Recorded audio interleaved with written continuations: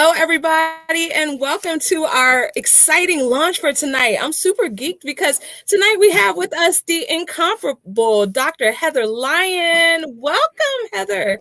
How are you doing? I'm fantastic. Today is a good day to be me. Oh, yes, absolutely. We are so excited for you. This is not only the anniversary of your very first book. This is the launch of your second book, the continuation, the big book of engagement strategy. So we are super, super geeked and excited to have you here with us today.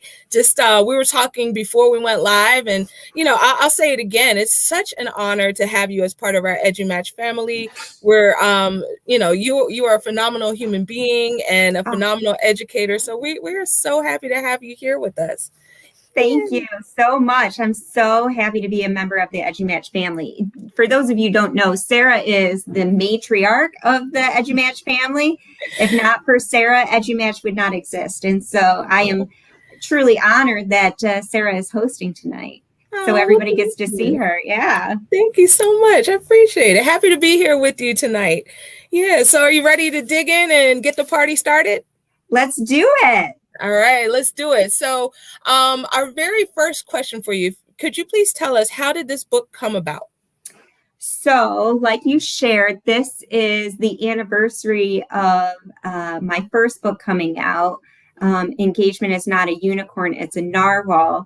And while I was writing that book and getting towards the end, I realized that book was mammoth.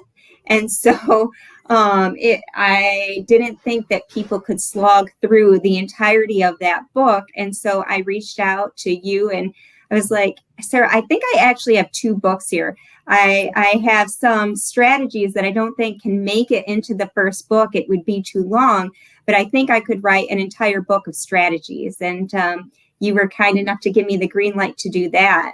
And so in the meantime, though, I had the pleasure of just listening to other people and things that they were doing. And so this book came about because it was it started out as kind of leftovers has such a negative term, but it was the things that couldn't make it into the first book.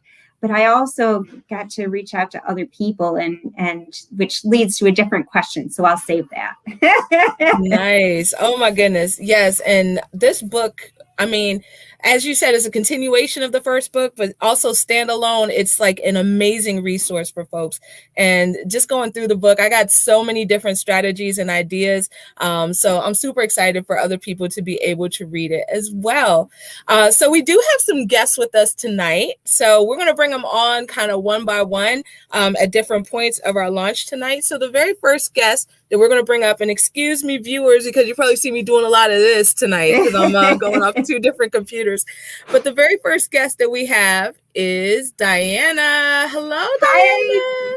Hi, everyone. Welcome. Thank you for having me. Yeah, thank you for being here. How are you doing tonight? I'm great, thanks. I'm so excited for Heather. I'm excited for EduMatch. This is a great book, and I know it'll be a great success and a great resource for teachers. Fantastic. So you contributed to the book. No, Diana was a reviewer of both. A reviewer of the book. I'm so sorry. Yes. My apologies. No. But, yeah, if you could tell us like one of your takeaways, something that resonated with you. Sure. I had the privilege of reviewing Engagement is Not a Unicorn, and it really transformed how I thought about engagement. A lot of times teachers confuse compliance with engagement. And so, when thinking about what engagement looks like as a teacher, I found that really helpful to finally have a clear picture of what that was. And so I want to tell this little story really quickly. And Heather, I don't know whether or not I even have shared this with you, but when I was in grad school, I went for differentiated instruction. And one of our assignments was to create this strategies notebook with all sorts of strategies that we had learned about and think about how to differentiate them for all types of students. And I've been out of grad school for almost 10 years, and it's something that I had saved all this time because I didn't know where to turn to for a complete, bunch of strategies, and I had used them throughout the first several years of my teaching experience. So to have this continuation, this engagement is not a unicorn, or, the strategies book is so important and helpful. And I finally got rid of that assignment. So I could finally part ways with it, knowing I had something to take its place. Oh, wow. That is powerful. That is really, really powerful. And we appreciate you sharing that story with us. So do you have any words for Heather on her big launch day?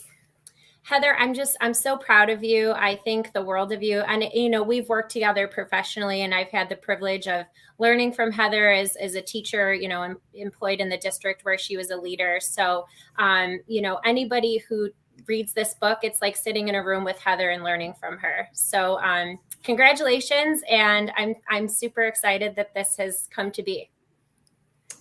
Thank you so much. Isn't she the nicest? Yeah. She really is. But what everybody should know about Diana is that her skill as a teacher exceeds even how nice she is, which is saying a lot, because she's so nice.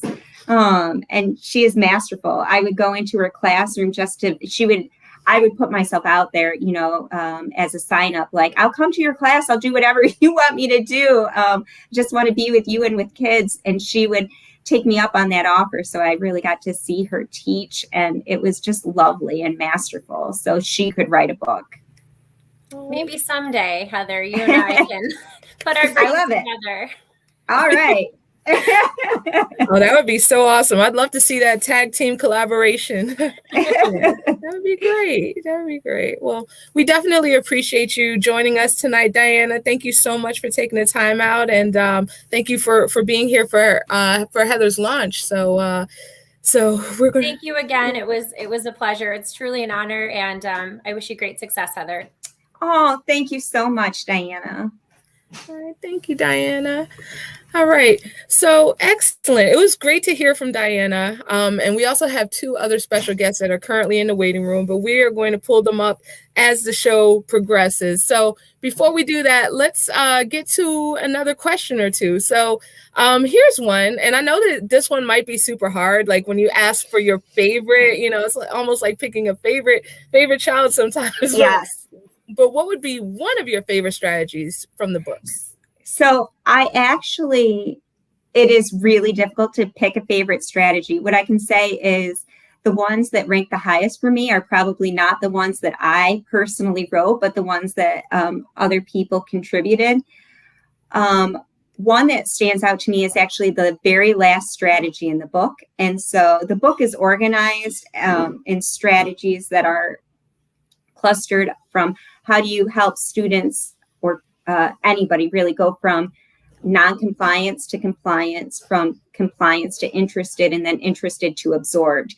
So this is in the absorbed section of the book. And I think what really strikes me about this strategy is that I am an English teacher, though I don't teach English anymore. And so the strategy is called Room to Breathe. And so these two teachers from Canada created this strategy, and it's talking about giving students way to, they say, inhale and exhale. So inhale means to like read and listen, and then exhale means to produce, the production of your thinking. And it's just like I would have loved to be a student in their classroom. And I think it's a really innovative approach to tackling the standards, because it is standards-based, even though students have this great opportunity to inhale and exhale ideas of their own creation. So.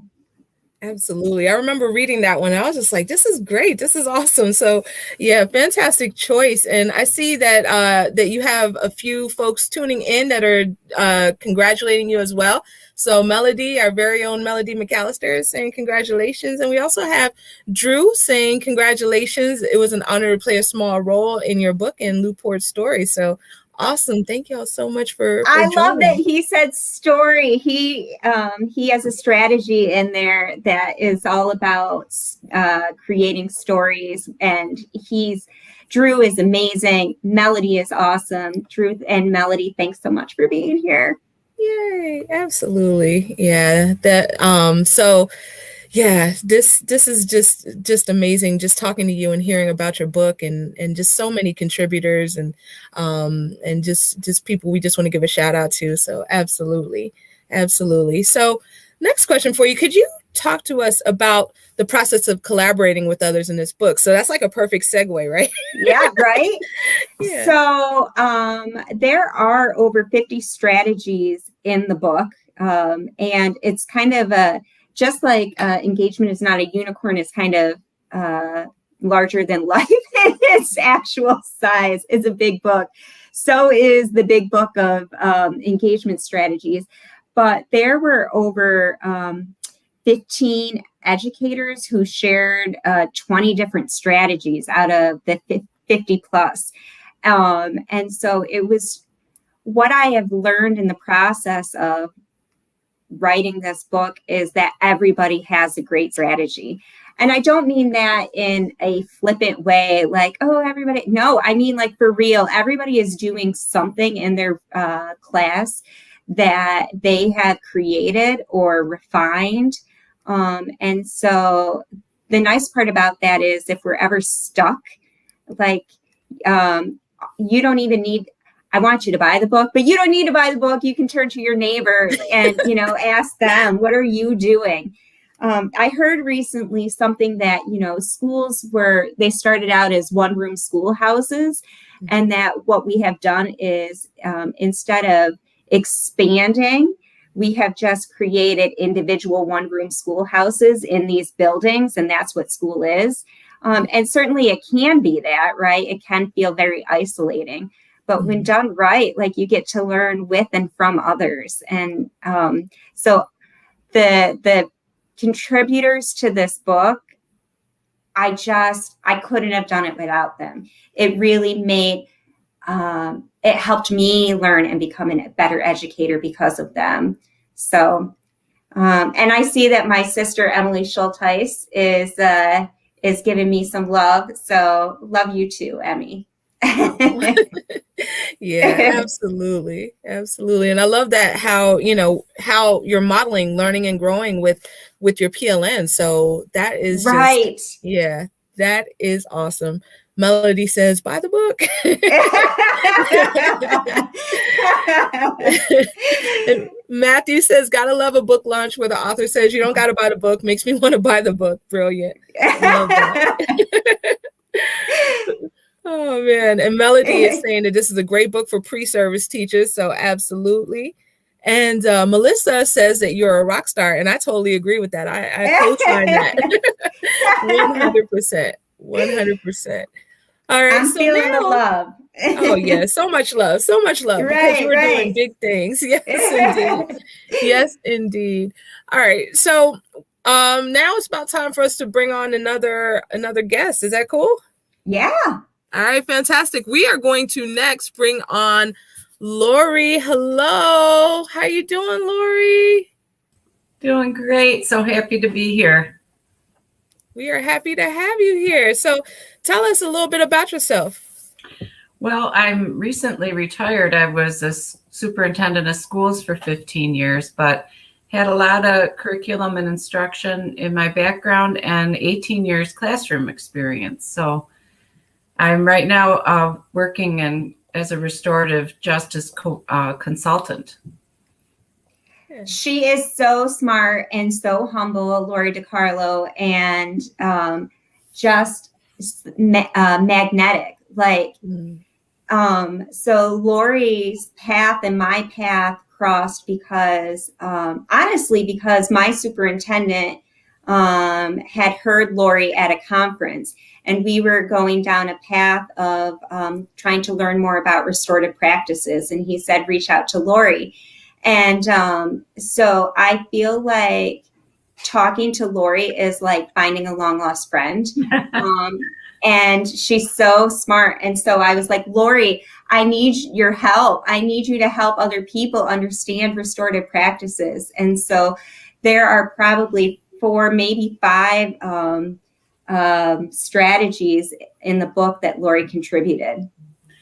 Well, it was a really great opportunity to co-write. I mean, I've never done anything like that before, but the topic of engagement, I was definitely interested in it right away as soon as Heather shared about her first book, because as a superintendent, we had a menu of job interview questions, and we always asked, what is engagement and what is student engagement, and how do you know when you see it? And there was never a consistent answer to this. So I agree with the comment that was posted about this being an ideal text for pre-service teachers. I really think, I've just noticed there's no consistent definition, but what Heather did in her first book was create an operational definition through the continuum and the matrix. And when I saw on the left-hand side of the matrix that relationship could drive engagement, that was what really hooked me, because all the work around restorative practices is relational. And, I started to reflect more on how that, impacts increasing student engagement in the school. And my mind did pop with lots of ideas from, the school I worked in was a school for kids with emotional and behavioral disabilities. So we saw a lot of non-compliance over the years. But we also saw lots of engagement. And one of the things I shared was just the most basic routine of hosting community building circles in your classroom. And that is meant to build relationships. And with, in the scheme of Heather's matrix, it drives up engagement because it builds relationships between kids and between the staff in the room, the teacher and the students. Yeah. What I love about Lori's contributions is that though she talks a lot about relationships, and so most of her strategies are in the first part of the book of how to go from non-compliance to compliance.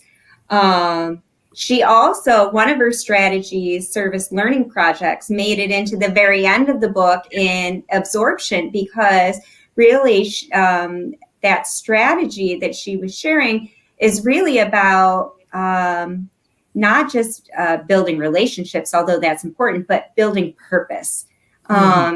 And so getting students connected to tasks that have meaning to them. And so I love it.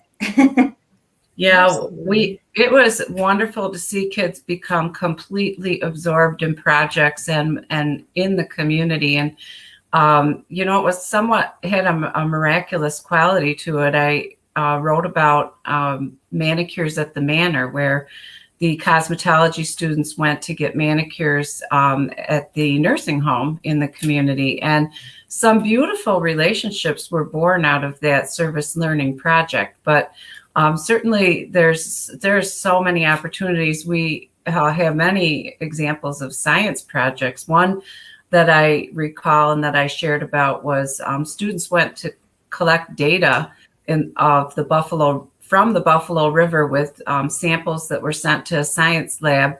And, when they came to share their project with the Board of Ed, I was really wowed at the depth of their knowledge of the science behind it all.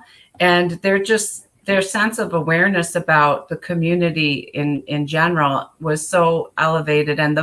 But the amount of pride and self-esteem that was, purported when they gave their report to the Board of Ed. And that's really an important part of a service learning, is to create an opportunity for the whole project to be shared within the school community. Right. Totally. Wow. Yeah, that sounds like a very powerful project. And these strategies are just amazing in terms of engaging our students. So, Lori, do you have any words for Heather tonight on her big launch night? I'm just so proud of you, Heather. You are a role model to all of us. I have really learned from watching you work with a lot of self-discipline toward a goal. you just are very consistent and persevering, and that's an inspiration to me personally. So good luck with this book. I do think that it has so much promise for especially teacher prep, and I hope that they pay attention to it and start to utilize it. Thank you so much. Yeah. Oh, absolutely. I couldn't agree more. And I love what you said about how, you ask like several people what engagement is and you'll get several answers. But this book and its predecessor kind of standardized that definition. That matrix is just phenomenal. Like the first time I saw it, it was like, whew. So absolutely. So I love it. Thank you. Yeah. Thank you so much, Lori, for joining us tonight. It was great to chat with you. And we hope you have a great rest of your evening. Thank you. Take care. Thanks, Lori. All right, fantastic. And we had a few other comments that came in as well. There was one question.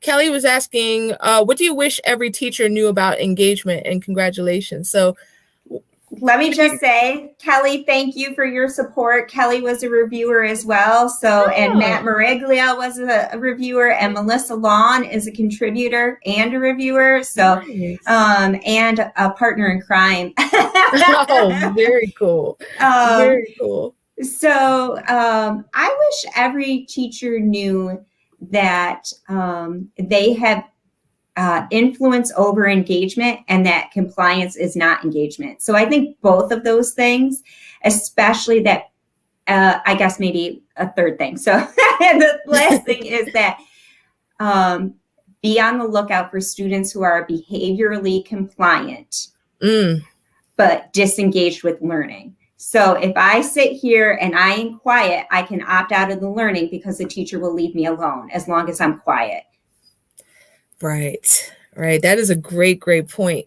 And that's going to, in a further comment I'm going to share with you, then someone also mentioned that, but shout out to Jerry, one of our EduMatch authors as well. He says, congratulations. Sounds like an amazing book, but what you were talking about, the compliance versus the non-compliance, Melody talked about it, in her comment there too. So absolutely. And, Matthew is saying that he agrees. As long as the students do what you want, you'll be fine, is what he heard early in his career, which goes to exactly what you talked about. Yes. And I don't know if I said it already, but Melody is awesome.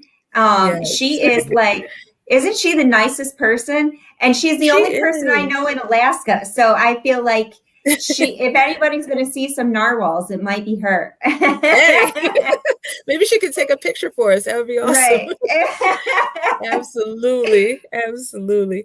And Kelly was saying that she learned so much. And Melissa's saying, Melody's point makes me sad because learning is the goal, not compliance. That is so true. Matthew, I think I might have skipped over his comment, but he says you have influence over engagement and compliance is not engagement. Powerful quote. And I think Melody was laughing about the narwhal. Yes, yeah, I think so. Excellent. Okay, so we have a couple more questions that we're going to get to. But before we do that, then you have a section of your book that you're going to read for us, please. Yes. Okay, so this section, I'm reading from page 200 and 201. That gives you a sense about the book. And this is in the beginning of the section on absorption strategies. It's hard to read a strategy itself to everybody, so I'm going to read you one of the things that I feel like makes my book a little bit different is it's not just just a book where it says this is the strategy, this is what you do, and a checklist type of thing. It gives you some background and information about what engagement is and why this strategy is in this place. That said, this is a book of nonfiction, so people can read it in any order that they want. And so if you're looking for just strategies on how to build compliance, you don't need to read the rest of it yet. Right. So all right. So this is under the subheading of tried and failed, and I'm talking about engagement. At this level, I'm talking about absorption. At this level of engagement, there will be failure by those doing the task absorbing tasks are challenging. The goal when doing absorbing tasks is not to produce a product that is perfect, and if perfection is achieved at the first try, the task was not at the correct level of difficulty to sustain the highest levels of engagement for long. The goal when doing absorbing tasks is to learn through the process of doing, and doing includes failure. In the quote-unquote real world, that's how learning happens. Scientists repeatedly have ideas and test them only to discover their original ideas were not quite right. Athletes attend hours and hours of practices and drills and games, and yet batting average of 300 is good for a professional baseball player. Unfortunately, not every patient will be cured by every doctor. Failure needs to be seen as one of the best methods to learn, not a flaw, and certainly not something to be avoided. We have created a culture of engaging failure with video games. No one wants to play a video game that is too easy. This is why video games are designed to operate within the player's zone of proximal development, or ZPD. The game's first level is often the exemplar of how the game works. It's extremely easy and designed to get you feeling interested and make you believe you can be successful. The next level is much more difficult because it is the first quote-unquote real level. You do not expect to beat this level the first time. As you play, you acquire skills that are sufficient to progress into, but not enough to master the next level the first time you try. In other words, people play video games with the knowledge that they must fail because it is so important. Let me repeat that. People play video games with the knowledge that they must fail. So if people know in video games they must fail in order to ultimately succeed, what do people know about school? In school, people know they must not fail in order to succeed. The fact that we have debates in schools about whether or not a student should be able to retake a test or redo their homework is astounding. The culture in most schools is clear. Do it right the first time because that's the only chance you've got. Then we wonder why students give up or drift towards compliance. Human beings are wired to seek mastery and driven towards success. Don't believe me? Go to a hospital nursery and watch babies. They do not start their lives crawling, let alone running. They do not know how to talk or feed themselves. They're helpless. Now go to a nursery school and watch the infants who are repeatedly failing to learn to walk, talk, and feed themselves. Do we grade them? Nope. Do we lament that they didn't, quote, get it the first time? Certainly not. Do we tell their parents that infants are not trying hard enough? Please. So what do? We cheer them on. We celebrate the approximation. We give them time and space and do not panic if they need more time. This is a culture of risk-taking that celebrates failures because failure is the first step to success. This belief is what we need in every classroom, in every school, every day. Yes. I couldn't contain that. I just had to clap for it. That is amazing. That is amazing. I love what you were saying about the culture of risk taking and how, failure sometimes is part of the process. And I know that you have Becky Gibbony who contributed about gamification. So kind of reminds me of that whole concept. And yes. Yeah. So I see a few comments that came through that we'll go through. And then after that, we have I'm going to have a question for you and then we'll bring on your final guest. But okay. Just wanted to shout out Karen's comment. This is your mom. It's my mom. Oh, hi. So she's in the comments showing you love. Absolutely. Andy says that you're a woman who loves a matrix. That's true. Yeah, I get it. Mel loves the paradigm. Okay, Diana saying, yes, we need to create learning environments where students and teachers alike are comfortable making mistakes and view them for opportunities for learning. Absolutely. All right. And then Andy says that Andy is very proud of all you've accomplished and looks forward to book 3. No pressure. Yes. Right. That's right. Melody's loving your illustrations. Absolutely. Melissa was also giving you the hand clap. And Matthew is saying failure makes us all what we are, and our schools need to use it as a tool to help students to turn into what they're meant to be. Absolutely love that. Just right. They're all so smart. Yes. Oh my goodness. Like just surrounded by all this greatness. Like you, the people in the comments, your guests, everybody is just on fire tonight. So absolutely love this. So, question for you. We talked a little bit about pre-service teachers, but who would you say would be the recommended audience for the book? So I think that it would be great for certainly pre-service. It would be a great, like, this is your first job, in teaching kind of book, especially because some of the strategies about building relationships and things like that are ones that we want teachers coming in and knowing. But if they don't, we want to be able to help them get there. But helping them get there is means that coaches would be a great audience for this book. It would be great for administrators as well, especially for teachers and more experienced teachers and administrators. Some of these strategies in developing interest and developing absorption, again, that's not first year stuff necessarily. So I'd say anybody. I agree. Yeah. So for this book, I would say educators are the best audience. I don't care what you're doing in education. But I will put in a plug, though, for Engagement is Not a Unicorn, It's a Narwhal. I would say I definitely wrote that with educators in mind, but this matrix on engagement, that doesn't matter if we're talking about students or teachers or whatever your job is. Human beings operate within that matrix. Yes, that matrix is everything. If y'all have not seen it, y'all need to see this matrix. Like, seriously. Go to my website. It's on the website. It's there under resources.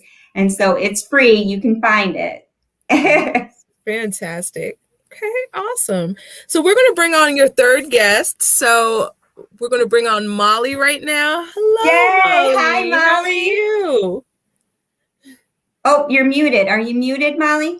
Sorry, congratulations. There we go. Yeah. Thank you. How you doing? I'm great. How are you? Doing great. I'm so excited. Yes. Molly is another high contributor in this book because though Molly is a teacher, she is also a coach. And so she has, had to help other teachers create engagement in their classrooms for kids. And she is just brimming with ideas. Every time I'm around Molly, I'm like, I just want to be around you because like you make math fun. And I told you I'm an English teacher, so math wasn't always the most fun for me. And what's nice about Heather is that she's always engaged. So as being an administrator, she's always there with her teachers, always engaged in the work and working right beside her teachers. And that makes a really great leader. That's fantastic. Oh my goodness. Yes, indeed. I really appreciated your contributions as I was reading through the book as well. So tell us a little bit about yourself and a little bit about what you talked about. Sure. So I'm a math coach at the elementary level. I'm also a consultant. So I've been in Heather's district a few times. My contribution was really around accountable talk around math and number talks and just some strategies to engage students. So a few of the comments were all about bringing kids into that engagement and making kids talk, because we used to be evaluated on how quiet your classrooms were and how compliant everyone was. So now what we're really trying to do is make sure that students are talking about their strategies, talking about their ideas, and that the mistakes are taken as a learning experience. And so I think that's a huge shift in the paradigm of education right now. And there's so many different strategies from, especially in math, all the different games we can play, all the different models we can make. So that's what I contribute to the book. And that's what I try to do every day with our students and our teachers. I also think this book is great I have so many new teachers this year. So you were saying for pre-service teachers, this is a book I'm going to use as a book talk with my whole faculty. This will be great to kind of bring everyone together, all the new teachers, the older teachers, and bring everyone together around just a new talk about engagement. Thank you, Molly. And again, it's just a springboard also for helping people surface what they know. And so, because they're going to read this and they're going to be like, oh, why didn't I think of that? Or, oh, I have used that before, but not exactly like that, like this. And so it's a great conversation starter. Right. Yeah, absolutely.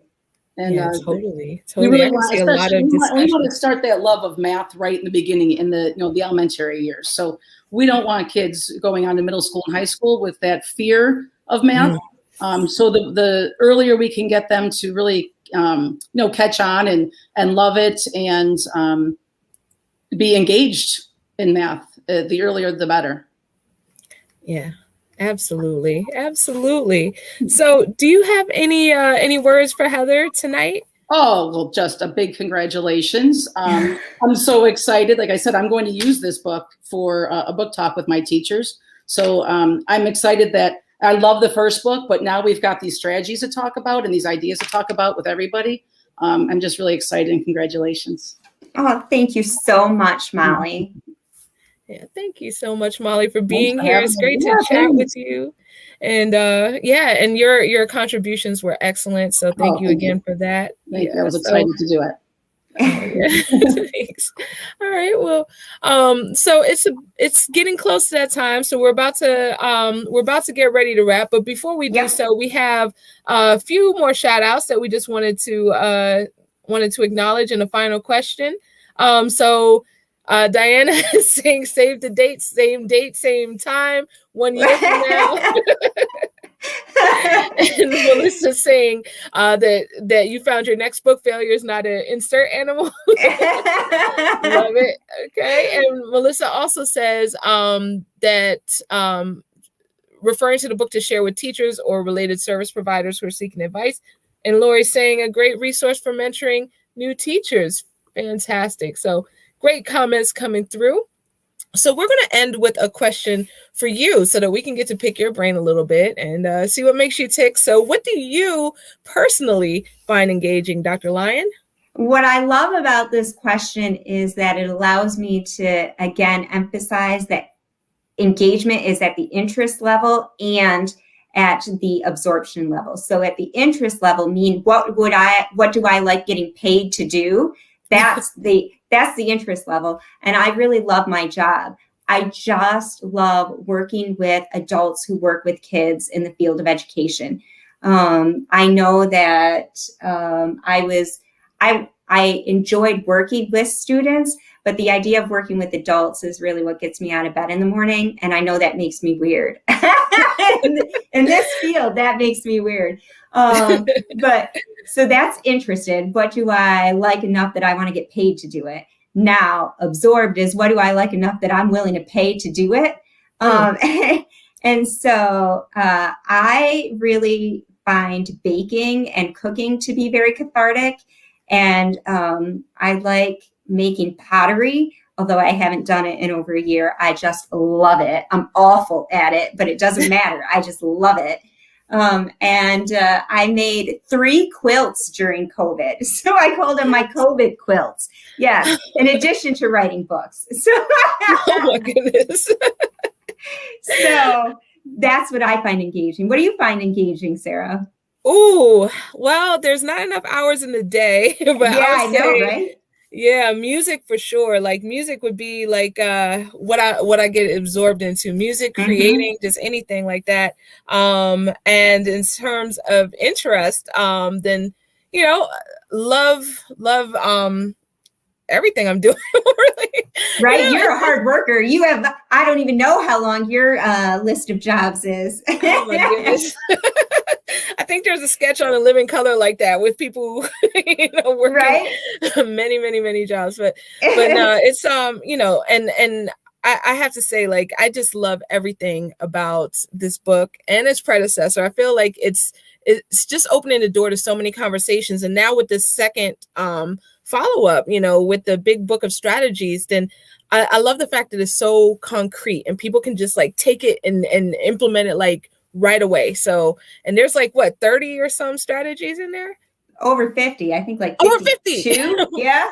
My goodness. Yes, indeed. Yes, indeed. So there's so much in there. And I mean, just, being able to use it for like book studies, using it, as you said, with pre-service teachers, in-service teachers. It's really written in a manner that makes a book study really easy because, and both books are, because they have pre-chapter, like before you read questions and then after you read questions. So if you're ever looking for a book study, it's a one-stop shop. Absolutely. That is so true. And speaking of that, if you see scrolling on the bottom of the screen, getting bulk discounts. So if you are doing a book study, just email me. I don't know why I had these around my neck the whole time. But if you are looking for a book study, just email me, edumatchbooks@edumatchers.org. We do discounts, 20% off 10 or more copies. So you can find this book on Amazon, Barnes & Noble. You can find it also on our website, EduMatch, EduMatchPublishing.com, and just click on the shop and it'll take you there. It's right there in our new releases. So we're about to get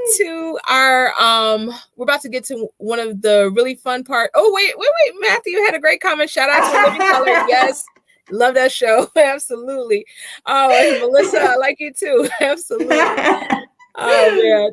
One of the really fun portions is the giveaway. So what we're going to do, I am going to scroll on my side so you can't see what I'm doing, but when I start scrolling, then you can just yell out stop, and whatever comment it lands on, then we will give that person a book, and we'll do that twice. So okay. All right, so I'm going to start scrolling now. No whammies, big money. Stop. Okay. We have Emily, does she already have a book? She doesn't yet have a book. Okay, so Emily is our first winner. Okay, the second one, I'm gonna keep scrolling. Okay, and stop. All right, we have. Well, I'll get you a copy. But Melissa, does Melissa have a copy? She does not have a copy. Okay, so Melissa and Emily, then you all know how to get in touch with Heather, and she will get you to hook up on the books. So let me see. I think that was the last thing, the giveaway. But before we leave, is there anything that you would like to that you would like to? Oh, wait. Emily says I'll take another to share. So so Emily just bought a book, and we'll take another one to share. So that is awesome. And Melissa will give her copy to a new teacher. Fantastic. All right, cool. So we will send it over to you for any parting words. I just want to say that if there are lots of free resources on my website. So my website is lyonsletters.com, lyonsletters.com. So every image in the book is available as a downloadable PDF on my website. So that's true for both books. And this is a shout out to my mom. She helped me. Because in the first book, I gave lots of additional resources like, hey, read this book or click on this link if you want more. But there were over 50 pages of that for this book. So I didn't include that in the book. I included it on the website for free. So, lots of free stuff on the website. Buy the book, but lots of free stuff on the website. Yes, indeed. And I do also want to say once again, Sarah, you are the best. EduMatch is the best. You took a chance on me, and it means so much to me. Yes, EduMatch. Hold on, there we go. I have to point opposite. No, you are the best. No. And the EduMatch family, everybody there is just amazing. Every author should have the experience that I have had with you all. And so you really have made my dreams come true. Because I was just this little girl who wanted to write a book way back when, like 20 plus years ago. So I'm not an overnight success, but I'm glad to be a part of this family. And everybody say happy birthday to Sarah. It's a big one. Oh my goodness. It's not just the birthday of my book. It's your birthday too. Happy birthday. Oh, thank you so much. I really appreciate that. Thank you. Oh man, I can't say how much we appreciate you at EduMatch, and also how much I personally appreciate you. You're an amazing person and an amazing educator, and just being able to collaborate with you is just such a great experience. So thank you for everything. I've learned so much from you, and I'm just constantly inspired by you. So thank you so much. Thank you. Look at all the love you're getting. Oh, that's so sweet. I appreciate y'all. Thank you so much in the comments, everybody. All right, so we are about to sign off, but again, wanted to say thank you and congratulations to Heather for just her amazing work, and for all that she does for education. And thank you to all of you for tuning in tonight. And you know, we absolutely hope to see you back again for our next EduMatch launch, which will be on which will be later this month. It'll be Joshua Stamper. So just, you know, same bat channel, not the same bat time, but the same bat channel. So just keep it locked. It's going to be the third week. So all right. So thanks everybody and have a great night. Bye. Bye. Thank you all. Thank you so much.